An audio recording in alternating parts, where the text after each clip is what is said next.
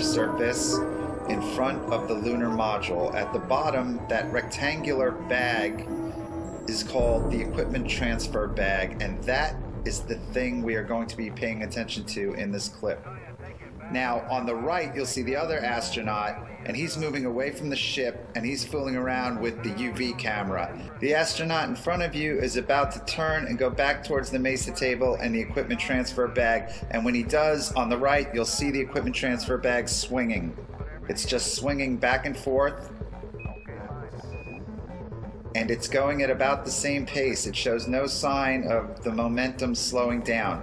It's just going back and forth as if some sort of vent is blowing on it, but there's nothing that can be blowing on it if that's the moon.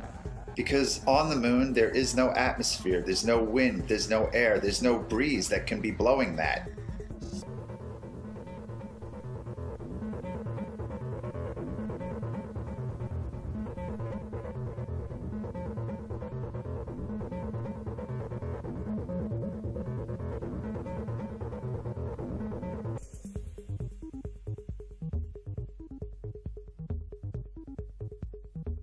This clip is from the closeout of EVA-1, Apollo 16, and the next clip is from the closeout of EVA-3, also Apollo 16. And we're going to see the same phenomenon with the equipment transfer bag. As soon as astronaut Charlie Duke attaches it to the MESA table, it starts swinging on its own again, as if it was being installed right over a vent. But then it gets really interesting because I think they notice it and they discuss it and then take corrective actions. Hey, John? Yeah?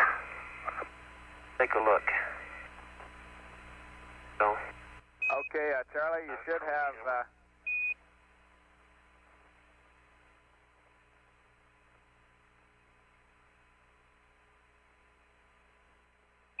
Charlie, you should have 7 Hasselblads and 3... Now you're going to see Charlie Duke take corrective action. He's going to walk over to the swinging ETB bag. He's going to remove the camera that's attached to his chest. He's going to put it on top of the Mesa table, and then he's going to put his camera in the ETB bag, and then he's going to remove the bag from the straps, and he's going to place it on top of the Mesa table so it's no longer swinging from the straps.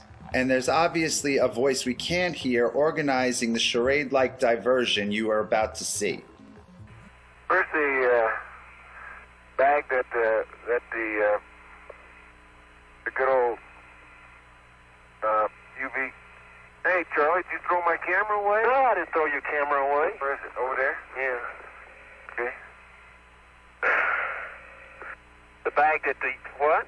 The bag that the what? He's obviously hearing a voice we can't hear who's telling him what to do.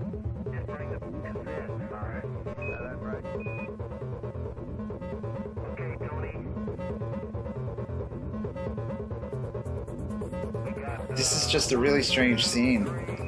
Now watch as he walks away. You'll see he no longer has the camera. You can't have any wind or breeze or ventilation on the moon, but this thing is like a perpetual motion machine. And this is how they corrected that motion, by taking it off the straps and putting it on top of the table.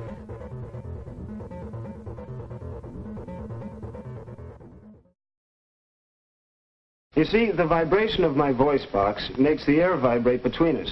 Then when the air vibrates your eardrum, you hear what I'm saying. But maybe you've seen a demonstration of a bell under a glass jar. With normal air inside the jar, you could hear the bell clearly. But when the vacuum pump drew the air out of the jar, there was nothing inside to carry the vibrations of the bell. Nothing until the air was let back into the jar. They can't together your photo numbers. And this is core tube number 2. Okay, this is I can almost grab it without a hammer. But if you'll hand it to me, I'll get it in a second. I'm going to take a couple more shots of this before we leave. Get all in, I get the pictures. Alright? Try it in real easy, Houston. The sounds in space, it's odd to have a hammer or a metal tool and bang it against something and hear absolutely nothing. You can, sound won't travel in a vacuum, so there you are outside and you could be hitting something, no sound at all. In space, since there's no atmosphere, there's no air, if you bang on something while you're doing your spacewalk, you will not be able to hear that. And this leads us to the dilemma of our final segment. All modern astronauts, such as Piers Sellers and Mike Massimino, claim to hear absolutely nothing when they're out on the International Space Station in the vacuum, banging away with metal tools and objects, whereas during the Apollo missions, all kinds of sounds have been recorded that should not be possible if they are on the moon in the vacuum of space. Okay, this is I can almost grab it without a hammer. But if you'll hand it to me, I'll get it in a second. I'm going to take a couple more shots of this before we leave. Get all in, I get the pictures. Alright? Try it in real easy, Houston. That does not sound like the spacesuit acting like a drum at all. It sounds like a metal hammer striking a metal object repeatedly with authority. Pictured is Alan Bean during Apollo 12 striking a metal core tube into the so-called lunar surface with a metal hammer. This is an interview with Apollo astronauts Alan Bean and Pete Conrad done by the Apollo Lunar Surface Journal. They are once again taking the position that the sound is coming through the hand and transmitting into the microphones in the helmet. Alan Bean says, "I would have said it wasn't possible," and Pete Conrad responds, "The other guy can't hear it." If the sound is coming through Alan Bean's microphone, then like his voice, it must be transmitted directly into the headset of Pete Conrad, so his statement makes no sense.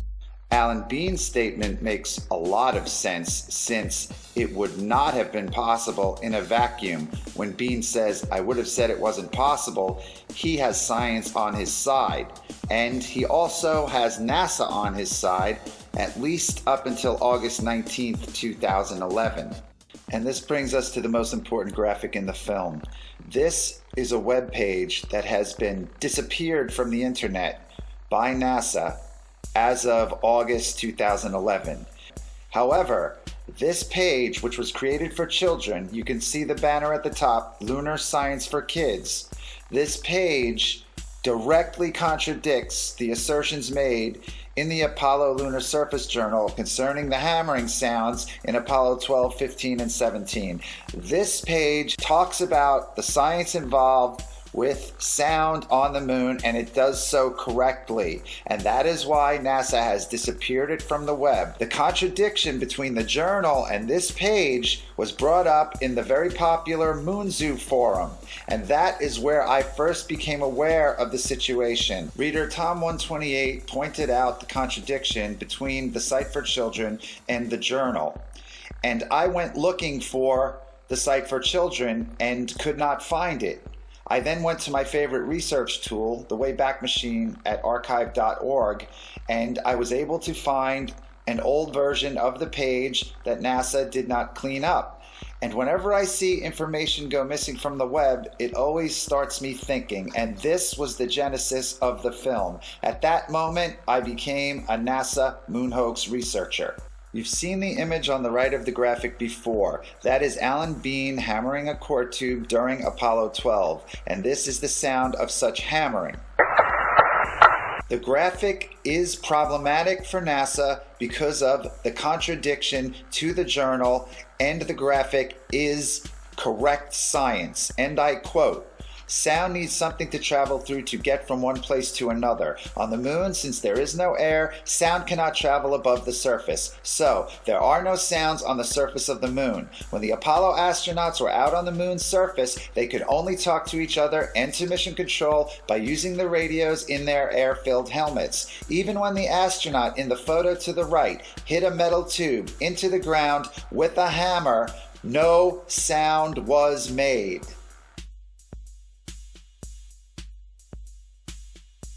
All of the sounds so far analyzed were made by the astronauts as they were handling tools, but now we are going to analyze some sounds that are made a distance away from the astronauts.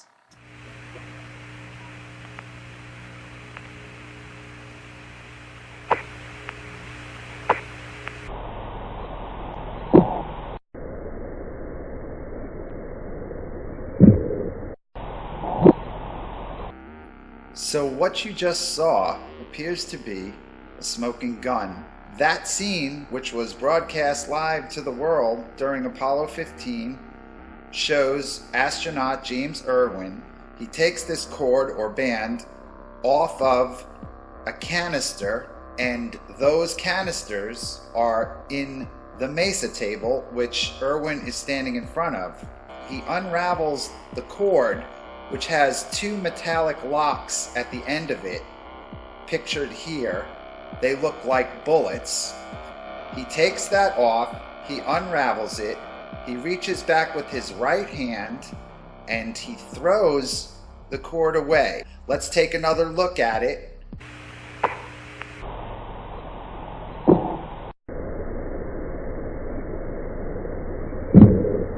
So the argument has been made for the hammering that the sound is coming through the glove and it's miraculously getting into the microphones. But we don't have to deal with that argument because James Irwin releases the object and it hits the ship and he's not touching it, and that sound is picked up by the microphone inside the astronaut's helmet.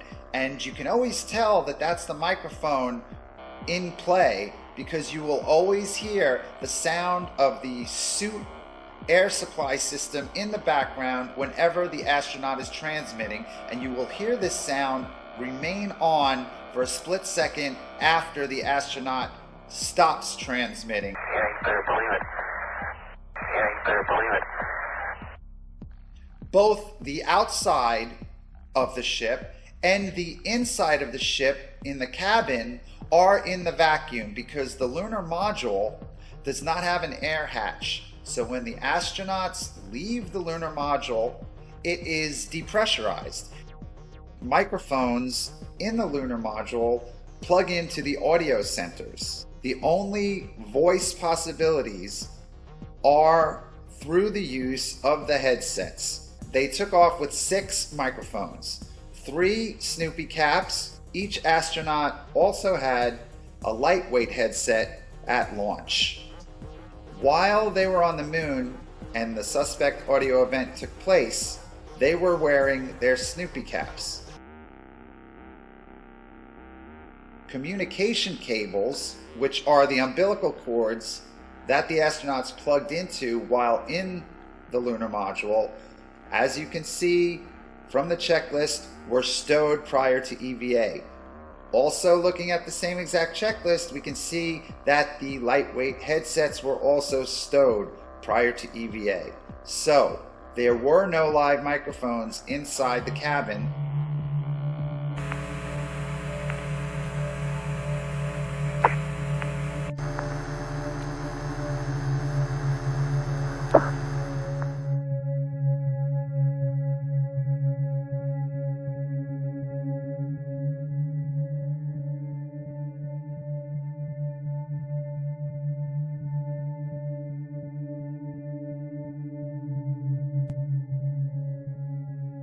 Even the one image that is claimed to be an actual photograph of Earth from space is called into question, simply because of a film that was released accidentally by NASA of Apollo 11 faking the very first picture of Earth from space. So let's have a look at that video. Of all the footage of Apollo 11 requested from NASA over a 5-year period, one gem was discovered just before the completion of this documentary. An old reel received by mistake. It contains the raw or unedited footage of the crew of Apollo 11, Michael Collins, Edwin Aldrin Jr. and Neil Armstrong, staging part of their mission for nearly an hour in living color, with exceptionally clear behind-the-scenes audio of conversations discussing the techniques used to achieve a disingenuous picture depicting the Earth at a distance, in order to falsely demonstrate their far journey from it and their ability to survive passing through the Van Allen radiation belts. It cannot be misconstrued that this staging was done for some other reason prior to the mission, for the reel itself is slated and dated July 18th, 19th and 20th, 1969, the very days of the mission when they were said to be approaching and achieving lunar orbit. Furthermore, it is apparent they are in genuine zero gravity aboard the actual spacecraft, necessary to convince the mass media of their authenticity, just not any further than Earth orbit, as you will see. In this never-before-seen or heard footage, not only is the radio conversation between the astronauts and Houston Control audible, there is a secondary, private conversation taking place between the crew and a third confidential party, prompting the astronauts with what to say, when to speak, and how to effectively manipulate the camera to achieve the desired misleading effect. NASA claims that the Houston transmissions were the only ones taking place with the astronauts. Listen now as Houston Control initiates a conversation with the crew, only to find them too preoccupied with the behind-the-scenes trickery to respond. Moments pass and the oversight is picked up on by the clandestine third party, who quickly prompts them with talk. Immediately, Neil Armstrong speaks. Hello, Apollo 11. Houston, Goldstone says that the TV looks great. Over.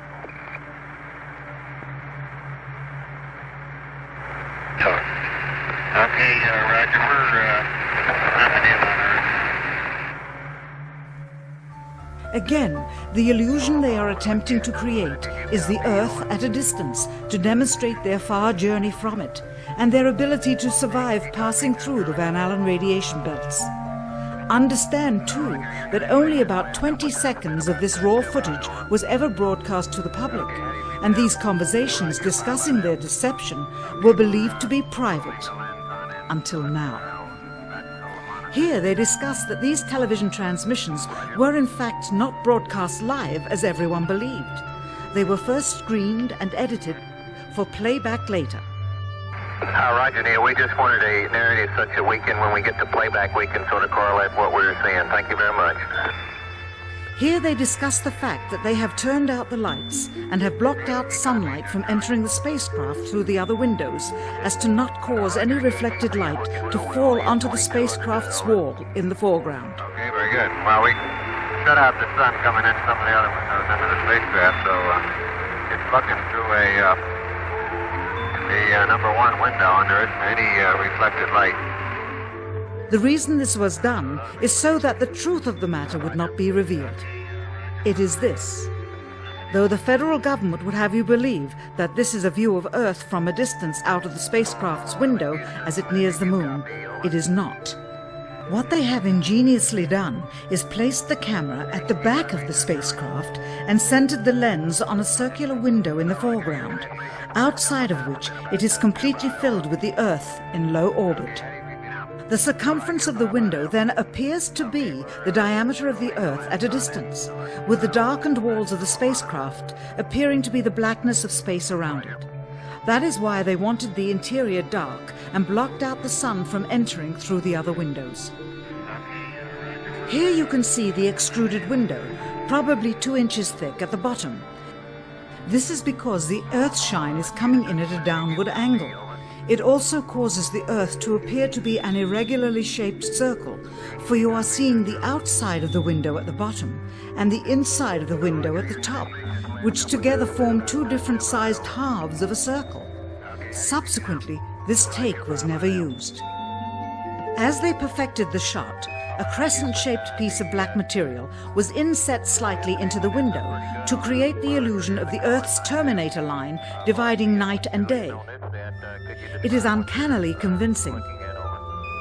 During this segment, intended to be edited and played back later for the worldwide television audience, dated July 18, 1969, Neil Armstrong condemns himself as he states that he is 130,000 miles out, or halfway to the moon, as the NASA flight log also states on this date, when he is in reality in low Earth orbit of a few hundred miles.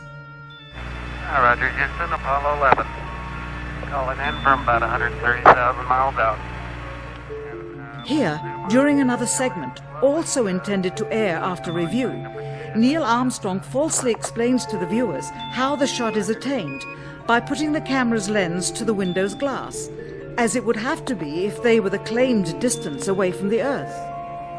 We only have one window that has a view of the Earth, and it's filled up with the TV camera. If the window was completely filled up with a TV camera, as he stated, then an astronaut's arm would not be able to get between the camera and the window, as it obviously does here in this outtake. South America becomes invisible just off beyond the Terminator or inside the shadow. You can also notice how the astronaut operating the camera reacted to the mistake by attempting to pan away from it. Blue gas, city white bands of major cloud formations across the Earth. This is a segment that they believed wasn't even being recorded, much less suitable for broadcast, for the lens was being zoomed out and the scene was being changed to that of an interior of the astronauts at work, and apparently the stop button popped back up on the recorder without notice. Here is the diffused work light that they used to see camera controls, but not throw light onto the spacecraft's wall. Here they remove part of the crescent insert.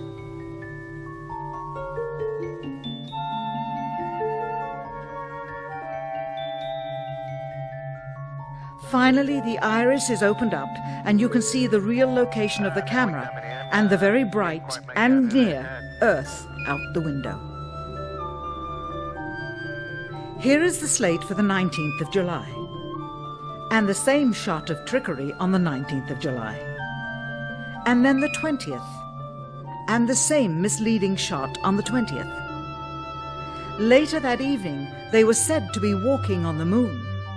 How can this be when they were in Earth orbit only 9 hours earlier, and the moon is some 3 days' journey away?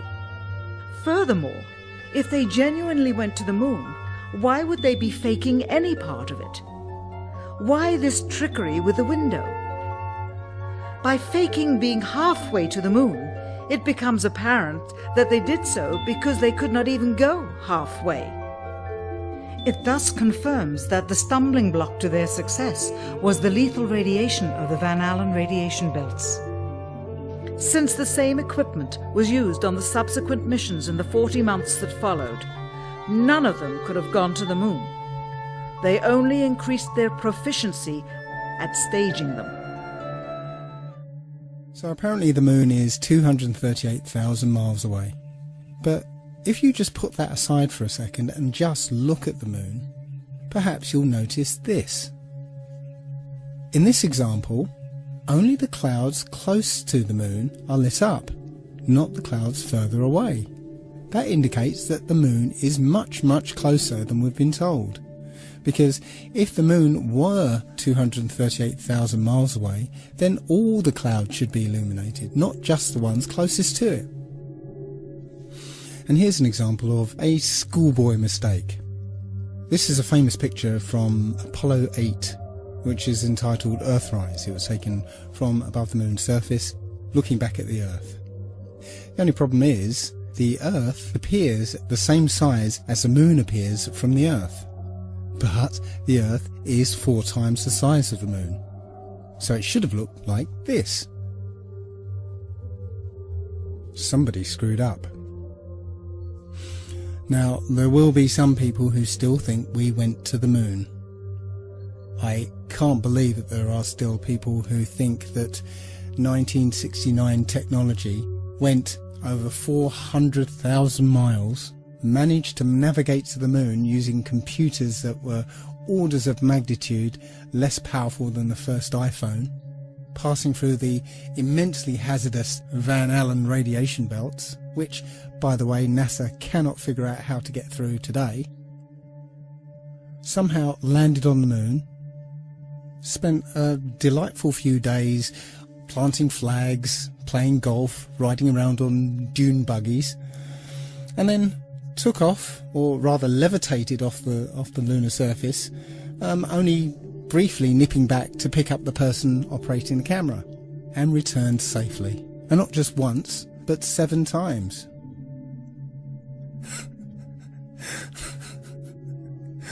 It's a fantasy. The whole thing is a fantasy. Everything you saw supposedly on the moon was in a soundstage using Stanley Kubrick's perfected front projection technology.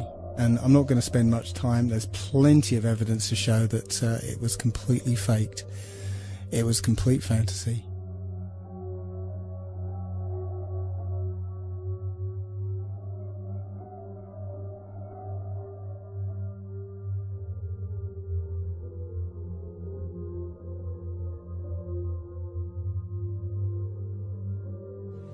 So here's a conspiracy theory. If I was on the receiving end of upwards of 200 billion of taxpayers' money, perhaps this is what I would do. Well, I'd spend a few million on some of what they call hero models. Space shuttle mock-ups that look the part, have lots of flashing lights and computer screens and stuff, but are not flyable. They'll end up collecting dust in museums anyway. Then I would have a few mock-ups that I would fly into space, but really would basically fly out of sight and ditch in the sea, getting destroyed in the process. Then I would spend a few million, perhaps even a billion. Let's give the taxpayers their money's worth. Perhaps I'll spend $1 billion or so on developing a plane that looks like the space shuttle. There you go, job done. No refunds.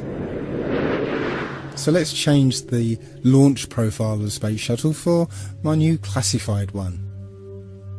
We have a remote controlled, full-size mock-up, basically nothing inside, just an empty shell. That's flown up on remote control, on essentially a big firework. Everything acts as normal, the booster rockets detach as normal, but when we get to the external tank separation, that doesn't actually happen. What actually happens is the tank and the shuttle fall back to Earth, where they ditch in the sea and get destroyed in the process. After the mission's complete, a space shuttle plane takes off from an undisclosed location and lands at an Air Force base in front of the TV cameras. Simple.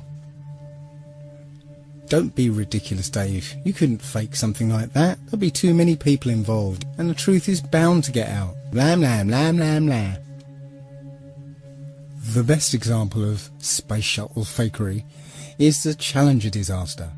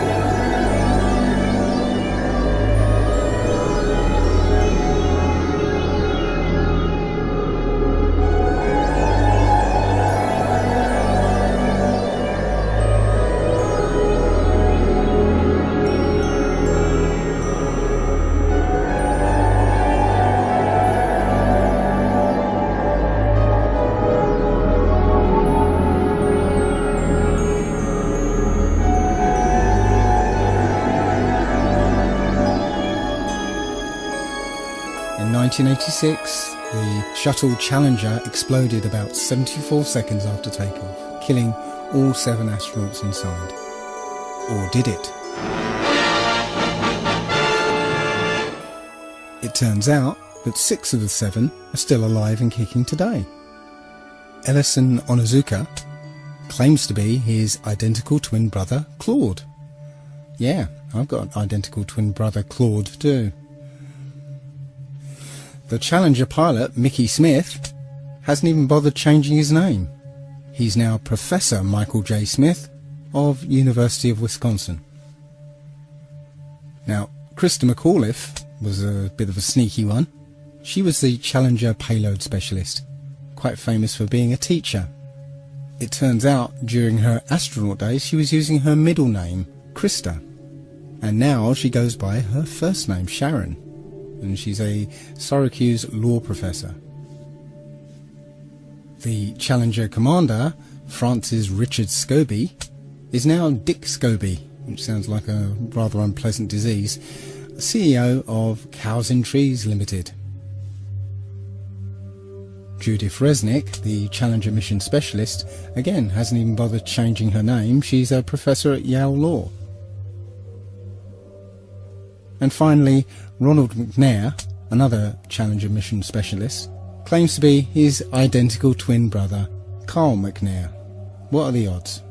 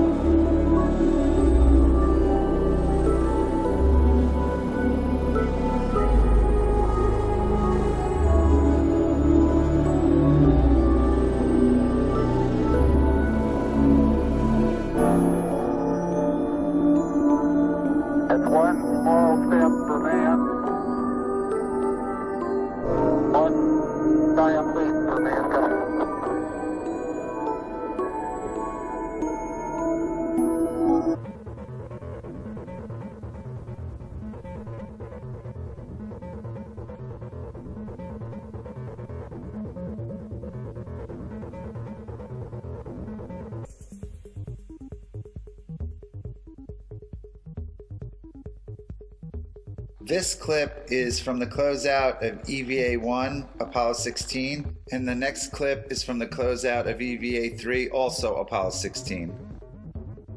And we're going to see the same phenomenon with the equipment transfer bag. As soon as astronaut Charlie Duke attaches it to the MESA table, it starts swinging on its own again, as if it was being installed right over a vent. But then it gets really interesting because I think they notice it and they discuss it and then take corrective actions. Hey, John? Yeah? Take a look. No. Okay, Charlie, you should have...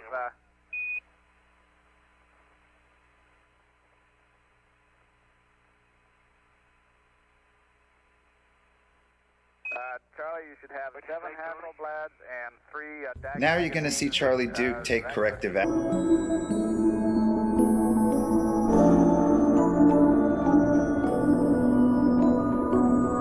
This is a diagram of the MESA table, which sits on the lunar surface in front of the lunar module. At the bottom, that rectangular bag is called the equipment transfer bag, and that is the thing we are going to be paying attention to in this clip.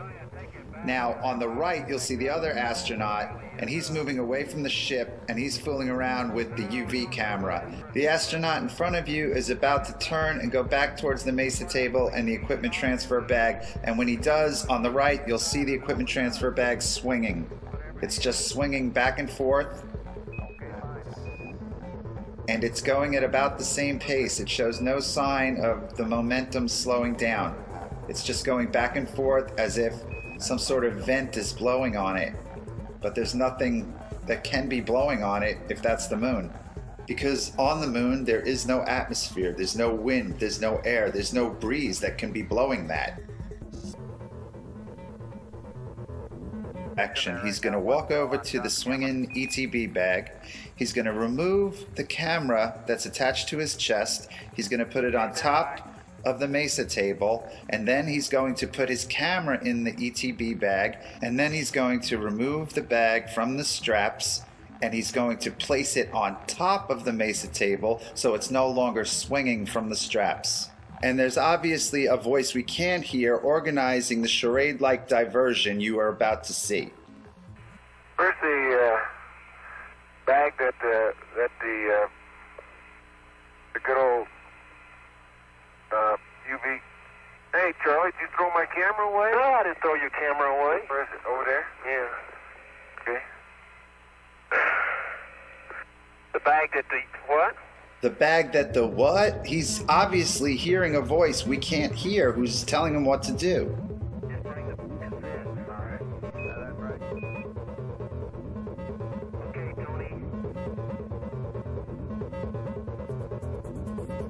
This is just a really strange scene. Now watch as he walks away.